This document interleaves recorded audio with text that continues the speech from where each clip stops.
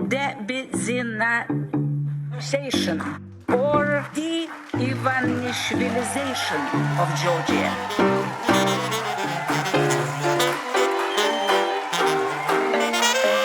What does it mean, de-oligarchization? It means de-Ivanishvilization or de-Ivanishvilization of Georgia. გამარჯობა მეგობრებო, თქვენ ჯერ კიდევ უყურებთ ფორმულას ეთერში 204 ეპიზოდს გადაცემის საკვირაში ერთხელ მიშამ შვილდაძესთან. ჯერ კიდევ იმიტომ რომ კოცები გვიტევენ. საჩივარზე წერენ და უნდათ რომ დაგხურონ. კოცებო, ფორმულას დახურვას რომ მართლა გადაწყვეტ, ცოტა ადრე შეგვატყობინეთ. საკაიფო შემაჯამებელი გადაცემა გვინდა რომ გავაკეთოთ.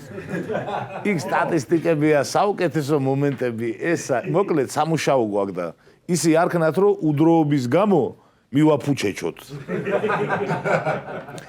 კოცებმა გვიჩივლეს თავიანთ მარეგულირებელ კომისიაში. ოლიგარქი ივანიშვილის რეჟიმის მონამ არალეგიტიმურმა ირაკლი კობახიძემ გვიჩივლა მარეგულირებელ კომისიაში. რატომ? წინადადებაში უკვე გითხარით. მონას და არალეგიტიმურს ნუ ამბობთო ჩვენზეო. კოცების საჩივარში მოცემულია ნაწყვეტები და ამონარიდები ფორმულას როგორც საინფორმაციო გამოშვებიდან, ასევე სოციალური გვერდებიდან, რომლებშიც ქართული ოცნების რწმუნებით დარღვეულია კანონის ნორმები. რა უნდა გითხრათ ძმებო? მადლობა რომ გვიყურებთ. და ჩვენ სოციალებსაც აქტიურად უსხეთ ხართ.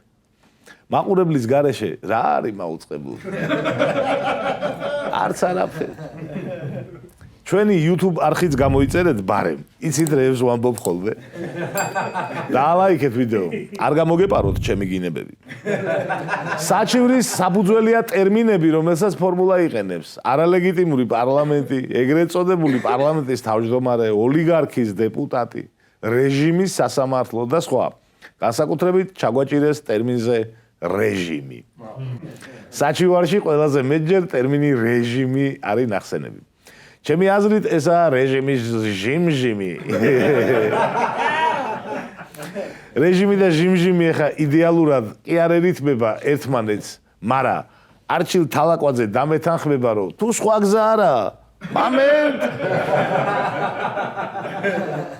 მოსულა. საჩივარში არაა შეტანილი თვის ტოპ 5-ში მამუკა მდინარაძის მეორე ადგილზე გასვლის უსამართლო შემთხვევები. თანაც ამას სისტემური სახე აქვს უკვე და ყელში ამოსული ბოლო. როგორ ერთხელ არ დაიმსახურა პირველი ადგილი, იკითხავს ქოცი და მართალიც იქნება, ბევრჯერ დაიმსახურა და ჩვენ დავიკიდეთ. ასევე არაფერია საჩივარში ნათქვამი ჩემ მაისურებზე. სხვადასხვა ფერში რომ მაწერია დეოლიგარქიზაცია და გადაცემის კუჩიც რომ მღერით მე და ქალბატონი რასა იუკნევიჩიანი. ერთადერთი კითხვა მაქვს. არა, ის კითხვა არ მაქვს, მოუგებთ თუ არა ოცნებას ამ დავას. უეჭველი წავაგერთ. მე მაინტერესებს რა იქნება სასჯელი. ყველაზე მსუბუქია გაფრთხილება. პირველად ხდება ეხლა წესით. კომისიამ შეიძლება გამოგვიცხადოს ფორმულას ოფიციალური გაფრთხილება, საჯარო ან წერილობითი. რავი, თუ გაფრთხილება გადაწყდა, ჩვენ ვირჩევთ რომ წერილობითი. არ ვარ ძარმაცი ხალხი, გვიყვარს კითხვა, რავი, თან ოფიციალურ დოკუმენტებს ვინახავთ. თავრობა რომ შეიცვლება, გამოგვადგება სხვადასხვა უწყებაში წარსადგენად. მეორე ვარიანტია დავალება შინაარსის გამოსასწორებლად. მაგალითად ვალდებულება მოიხადოს ბოდიში, გააშუქოს დამატებითი პოზიციები, ან წაშალოს ზოგი შინაარსი სოციალიდან. ბოდიშზე ბოდიში. ამას ვერ ვიზავ. წაშლაზეც ბოდიში. თუ რამე ვაკონკრეტებ, ეს ბოდიში არ გამოდგება მთავარ ბოდიშად. ანუ ყველა ეს ტერმინი დამყარებულია ევროპარლამენტის რეზოლუციებზე, ევროკავშირის განცხადებებზე, ჩვენი ოფიციალური პარტნიორების ოფიციალურ განცხადებებსა და ამავდროულად ჩვენს common sense-ზე. გვენ კიდე დაინტერესებული მხარე ხართ, რანაირად იქნებით უფრო ობიექტური. მესამე ესაა ფინანსური ჯარიმა. ჯარიმის ოდენობა კანონით შეიძლება იყოს საკმაოდ სოლიდურიც. ეს გვაწყობს. ეს გვაწყობს, ფული მაინც არ გვაქვს და. რავი, მილიონი არ გვექნება თუ 10 მილიონი არ გვექნება. ეს არ მეოთხე არის დროებითი რეგულაცია. ან შეზღუდვა, ანუ სანამ საბოლოო გამოძიება დასრულდება, კომისია შეუძლია მოსთხოვოს დროებითი შეზღუდები. მაგალითად, მსგავსი ტერმინების გამოყენების შეჩერება. ეს გვაწყობს. იმიტომ რომ სინონიმებში წავარჯიშება გამოგვივათ. და ბოლო ლიცენზიის ჩამორთმევა. ფორმულას მიერ განმეორებითი მძიმე დარღვევების შემთხვევაში მძიმე. კომუნიკაციების ეროვნულ კომისიას უფლება აქვს, რომ ფორმულას ლიცენზია შეუჩეროს ან გააუქმოს. მძიმე დარღვევებში რამდენად გადის ეს ყველაფერი, არ ვიცი. უпроსტად ვიცი, მაგრამ კომისიაში დამეთანხმებიან თუ არა, ნახდათ არ ვიცი. ჩემი რჩევა მარეგულირებელ კომისიას. მოდი ეს პროცესი გავწელოთ მაქსიმალურად. ჯერ ერთი სლომა ჩავნიშნოთ, გადავდოთ, გავაჯანჯლოთ, მერე რამე ჩაძაბეთ, მერე გაგისაჩივრებთ, მერე რაღაცა გადავაკვალიფიციროთ, მერე იმასაც გავასაჩივრებთ და ასე გავატანინოთ წელიწად ნახევარი. მერე შევხედოთ, თუ ეს მთავრობა დარჩა, ისედაც დავიხურებით და თუ რამე შეიცვალა, მერე თქვენ თვითონ მიხვდებით რა უნდა ხნათ.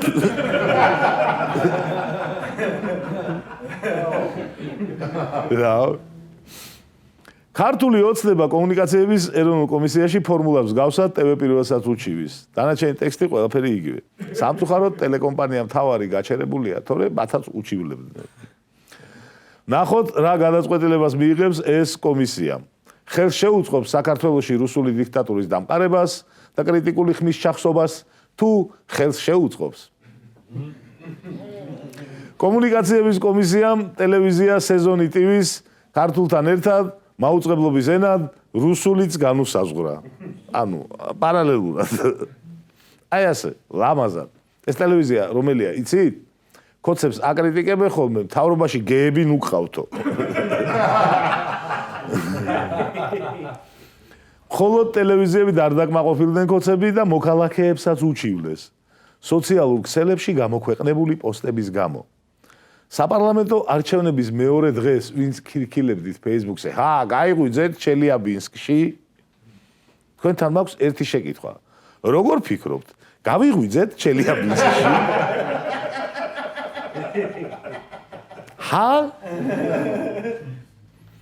ამასობაში ამერიკის ელჩმა საქართველოში თანამდებობა დატოვა.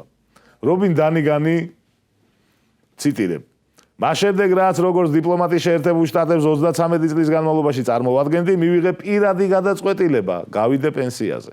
ეს სრულიად პირადი გადაწყვეტილებაა. ჩემი გაწვევა ჩემ მთავრობას არ მოუთხოვია. გაიმეორა დანიგანმა, რათა არც ერთი კითხვა არ გაჩენილიყო. თუმცა კახა კალაძეს რას გამოაპარებ? კახას ერთი კი არა, ბევრი კითხვა გაუჩნდა. ციტირებ. საოცარი წასვლა იყო. ბევრი კითხვა არსებობს მის ამგვარ წასვლასთან დაკავშირებით. განაცხადა კახი. კონკრეტულად რამდენი და რა კითხვები კალაძეს არ დაუკონკრეტებია.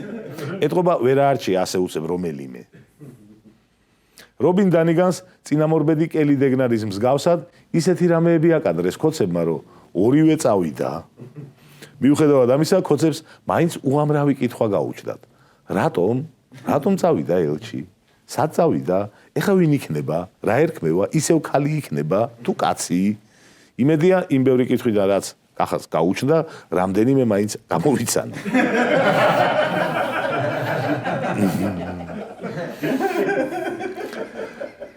გომელაური და ღარიბაშვილი რატო წავიდნენ? იმაზე კი არ გაუჩნდა კითხვები კალაძეს. რობინ დანიგანი რატო წავიდა? აი მაგაზე გაუჩნდა. გომელაური დაასანქცირეს. მერე ღირსების ორდენი დააჯილდოვეს. ვიცე-პრემიერად დანიშნეს და კაცი ადგა და წავიდა. ანუ ლოგიკურია, ხო?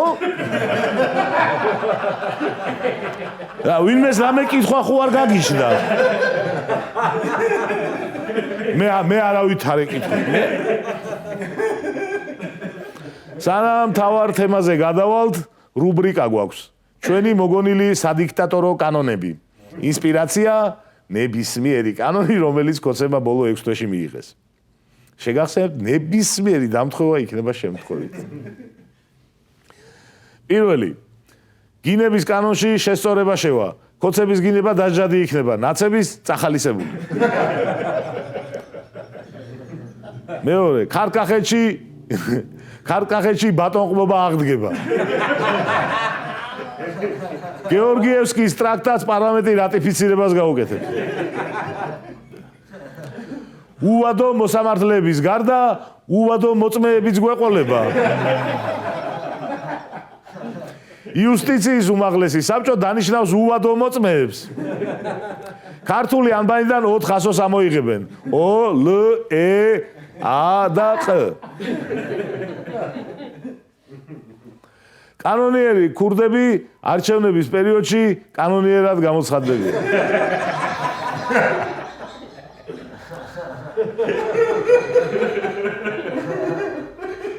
ძალიან ვისთვის სიკვდილი დაიჟება.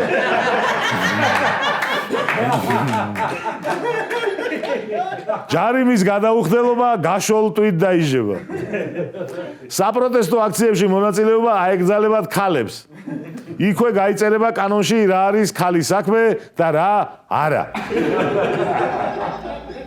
აეკრძალება ვიქტორ ორბანის გინებაც. და რატო უნდა შეაგინო? რუს ტურისტებს ყველგან ექნებათ ისტერიკის მოწყობის უფლება.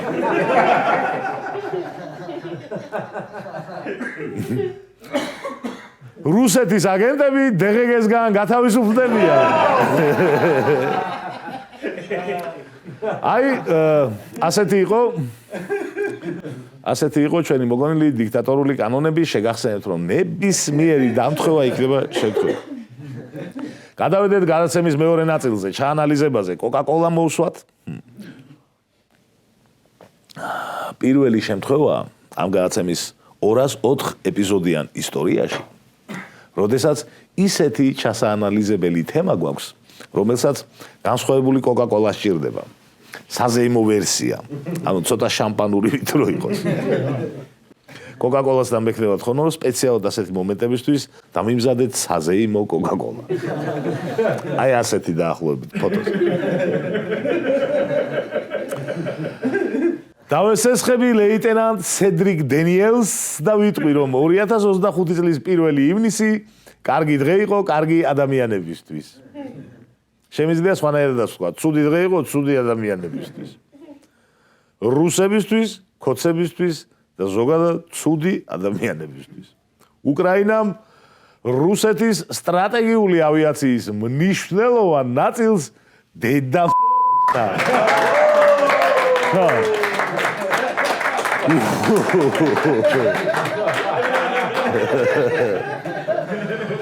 უკრაინამ ჩაატარა კაცობრიობის ისტორიაში ერთ-ერთი უბწყინვალესი სპეცოპერაცია.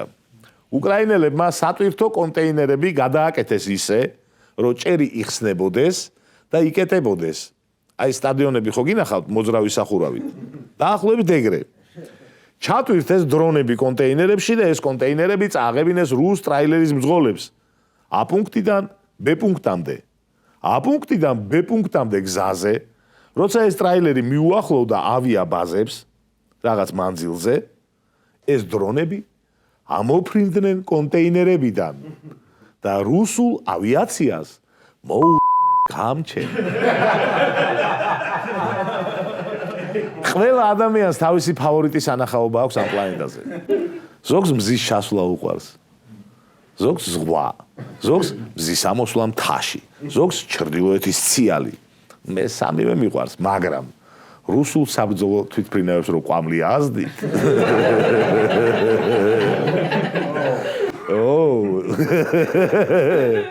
ეგ ყოფილა ძმაო, რაც ყოფილა. ყოველ დღე რო უყურო არ მომბეზნე.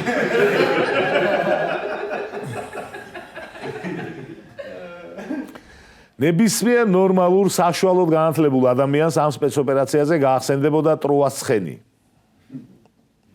მხოლოდ რუს კოცებს გაახსენდათ პერლ ჰარბორი.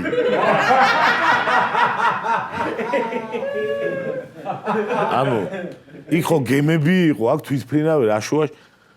ანუ პერლ ჰარბორის მერე ხო გადაფსიხდა ამერიკა რა და პერლ-ჰარბორის მომწყობი იაპონია დაამარცხა იქ დაბომბა ბირთვული არა გესროლა. ხო და ჩვენც გადაოფსიხდებითო ახლა და უტატატატატას უზავთო უკრაინასო. აი ამ პონჩი აირჩიეს პერლ-ჰარბორი. თორე ისე გაქანებული ტროას ხედი იყო. რუსების განცხადებით უკრაინამ გადაკვეთა წითელი ხაზი. დაახლოებით მე-15 წითელი ხაზი. მე-14 წითელი ხაზი იყო უკრაინის შეჭრა კურსკში, რავი. რუსეთისთვის მიყენებული ზიანი სხვადასხვა ექსპერტის განცხადებით 4-დან 7 მილიარდამდე მერყეობს. 4-დან 7 მილიარდამდე კი მერყეობს, მაგრამ მაინც სისულელეა ესა, იმიტომ რომ რუსეთი ვეღარ აწარმოებს სტრატეგიულ ავიაციას. ამიტომ ზიანი არის შეუფასებელი. როცა ფულით ყველაფერს ვერ ყიდულობ, ვერც Mastercard-ით სხვა დანარჩენს, ზიანი არის შეუფასებელი. ეს ზიანი არ არის აღდგენადი, ამიტომ არის შეუფასებელი. მაგრამ რუსკოცებს თუ გაგეხარდებათ, იყო 7 მილიარდი.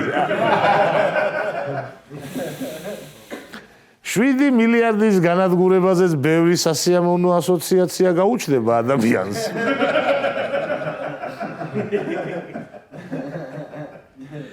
ეს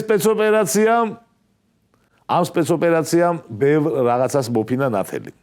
პირველი, გავიგეთ, რომ უკრაინული სპეცსამსახურები გაიწმინდა რუსეთის აგენტებისგან. წელიწად ნახევარი იგეგმებოდა ამ ხელა რაღაც ისე, რომ რუსებმა ვერ გაიგეს.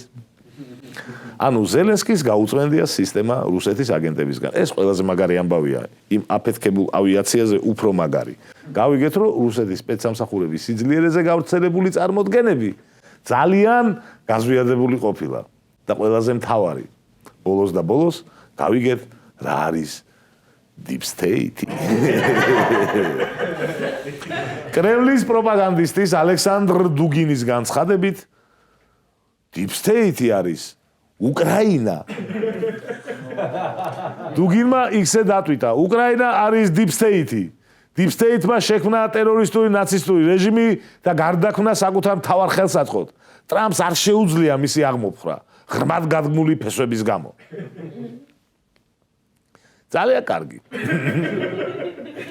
როცა აზრი არ ვიყავი რა იყო Deep State, მაშინაც Deep State-ის მხარეს ვიყავი და ახლა როცა გავიგე რომ უკრაინა ყოფილა Deep State, მით უმეტეს წარმატება Deep State-ს.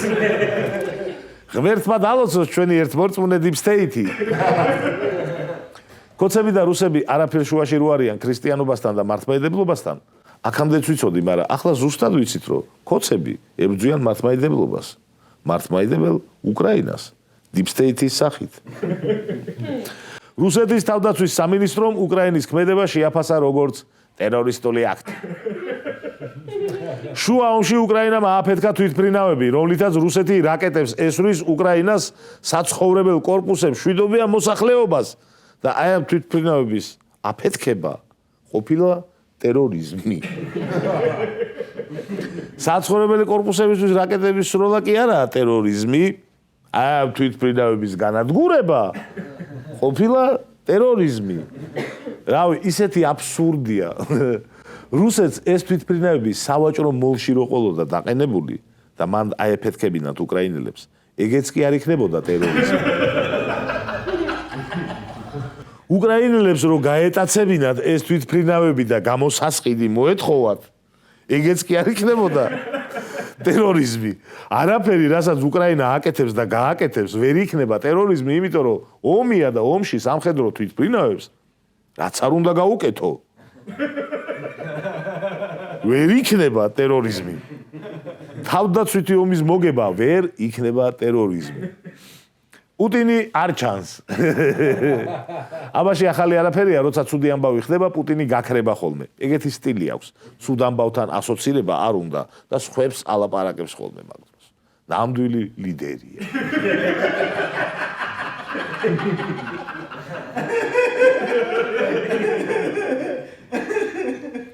ცოტა დრო რომ გავა, მიწყნარდება ამბავი, მერე გამოენძრევა და იტყვის როგორი მძლავრი იქნება რუსეთის პასუხი.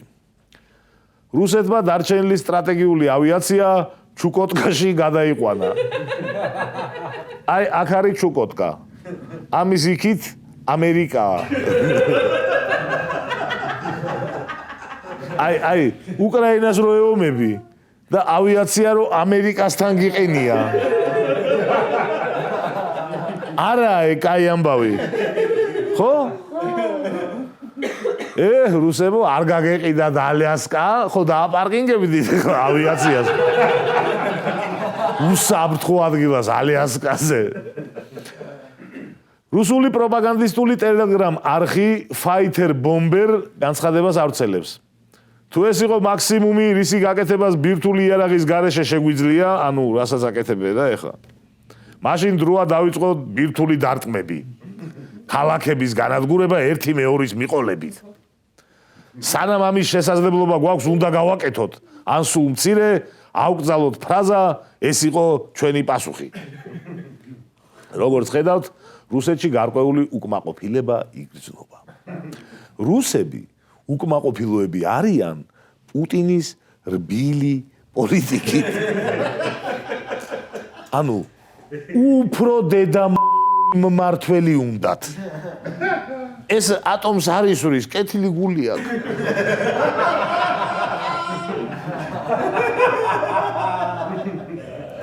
აი კეთილი გული დაუპავს პუტინს.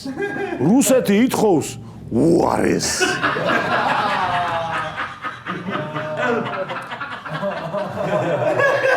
მოდი განვიხილოთ, რას ითხოვს Fighter Bomber.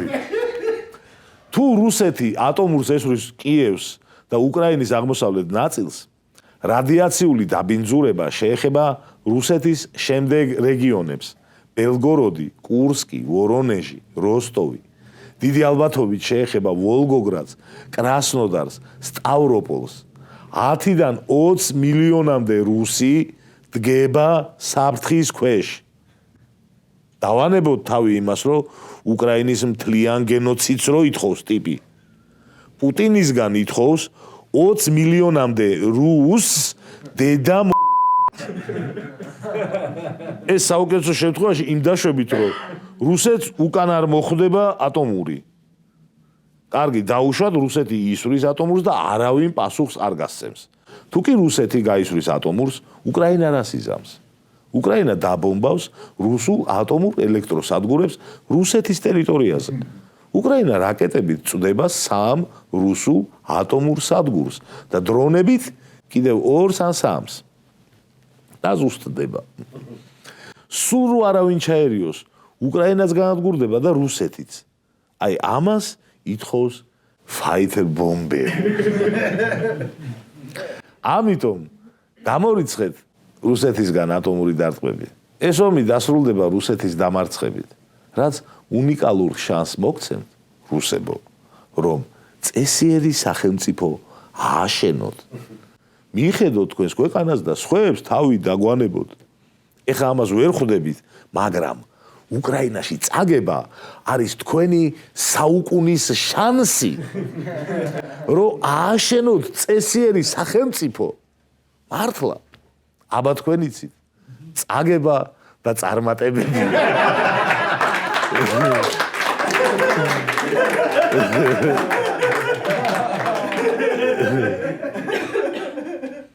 ახლა თავარი შეკითხვა. ჩვენ რა ვქნათ? ჩვენ ყველაფერი უნდა გავაკეთოთ, რომ რუსეთის მარცხს შევხვდეთ კარგ ფორმაში. რუსეთის დამარცხებამდე ქოცებს თუ ვერ მოვიშორებთ, ისე მაინც უნდა შევაყანყალოთ, რომ რუსეთის დამარცხების მომენტში მალევე მოვიშოროთ ესე. პესიმიზმი არ შეგეპაროთ. შეხედეთ უკრაინას 3 წელზე მეტია რამ ხელაბოროტებას უძლებს და არ ტყდება. ჩვენ რა გვაქვს გასატეხი? ყველაფერი იქნება კარგად. თავარია, მარტო უკრაინის იმედად არ ვიყოთ. ჩვენი საქმეც გავაკეთოთ. სულ ესა, რას დღეისთვის მინდა და მეტყვი. შევხვდებით მომავალ შაბათს ფორმულაზე.